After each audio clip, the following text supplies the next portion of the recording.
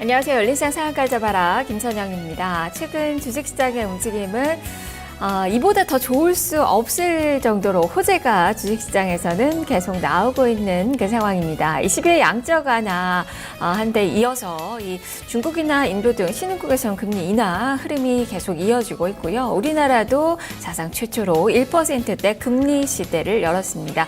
자, 기업들의 실적도 괜찮습니다. 시가총액 1위부터 한 100위까지 이 종목군들을 보니까 1분기 실적이 영업이익이 한 3.6% 개선될 것이라는 전망들이 나오고 있습니다. 삼성전자를 제외한다면 20%도 넘게 개선될 것으로 보여지고 있어서 산업계에도 봄 기운이 돌고 있는 그 양상입니다. 자, 하지만 우리 시장 증시는 힘을 그만큼 받고 있지는 못한데요. 간밤에 뉴욕 증시가 많이 올랐습니다. 오늘은 좀 다른 모습이 펼쳐질지 함께 기대해 보도록 하겠습니다. 자, 열린시장 상한가 잡아라. 지금부터 출발합니다. 먼저 개장 전 주요 뉴스부터 살펴보죠. 문정은 기자입니다. 네, 오늘 아침 주요 뉴스입니다. 먼저 첫 번째 소식입니다.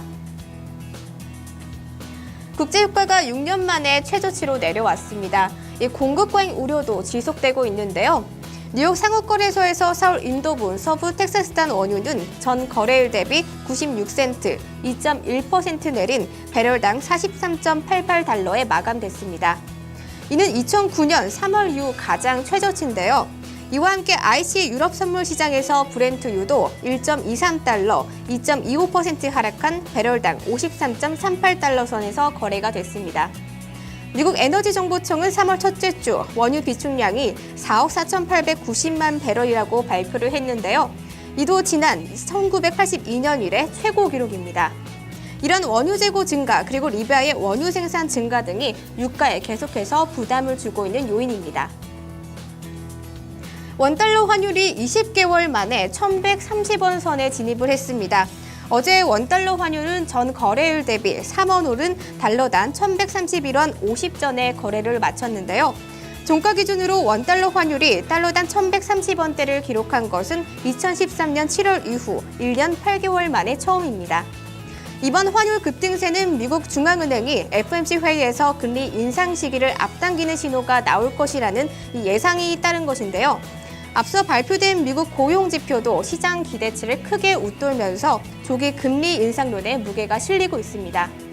최근 한국은행이 지난주 기준금리를 0.25%포인트 내려 수출을 지향하는 정책 방향으로 정해 앞으로 원화 약세는 계속 진행될 것으로 내다보고 있습니다. 정부가 원 위안화 스와프 시장을 개설하는 데 검토 중이라고 밝혔습니다.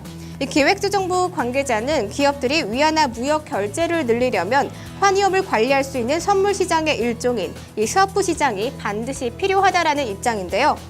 아직 원 위안화 스와프 시장이 개설되지 않아 기업들은 적극적으로 원 위안화 직거래에 나서고 있지 않은 상황입니다. 현재 수출기업과 외환 딜러들은 현물 시장에서 특정 토항을 매입하고 선물환 시장에서 매도를 하면서 외환 거래 리스크를 줄여나가고 있습니다. 정부는 이 스와프 시장이 개설되면 기업들의 환해지가 가능해져 위안화 직거래가 활성화될 수 있을 것으로 기대를 하고 있습니다. 이 같은 내용을 정부는 오는 6월 위안화 금융허브 로드맵에 포함시킬 방침입니다. K-뷰티, 이 K-뷰티 시장이 중국에 이어 미국, 유럽, 중동까지 확산되고 있습니다. 이 화장품 시장, 이 무역 수지가 흑자를 기록하기도 했는데요.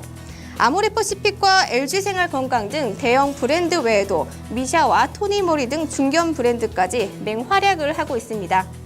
또한 만년 적자를 면치 못했던 화장품 무역 수지가 지난해 처음으로 무역 흑자로 돌아섰는데요. 수출액이 약 19억 달러로 전년 대비 50% 이상 급증했습니다. 또한 화장품의 러시아 시장 수출액도 전년 대비 60% 가까이 증가했는데요. 이에 대해 시장은 한국산 화장품의 가격 경쟁력과 함께 품질과 디자인 등이 높이 평가되고 있다고 분석했습니다. 마지막 소식입니다. 롯데가 5년간 2,300억 원 펀드를 지원에 나섰습니다. 바로 부산에 벤처를 육성하고자 함인데요. 이 부산의 유통, 영화, 사물, 인터넷 거점으로 육성하고자 하는 목적입니다. 어제 미래창조과학부와 부산시 그리고 롯데그룹은 부산창조 경제혁신센터 출범식을 열었는데요. 이 센터를 통해 정부는 혁신 상품 개발, 영화 영상 창작 허브 조성, 그리고 사물 인터넷 기반으로 한 스타트업 육성 등에 적극 나설 방침입니다. 롯데가 지원하는 창업 지원 펀드 이 2,300억 원은 롯데가 구축한 관광, 문화, 그리고 유통 인프라와 연계해 투자 시너지를 앞으로도 확대해 나갈 방침입니다. 지금까지 오늘 아침 주요 뉴스였습니다.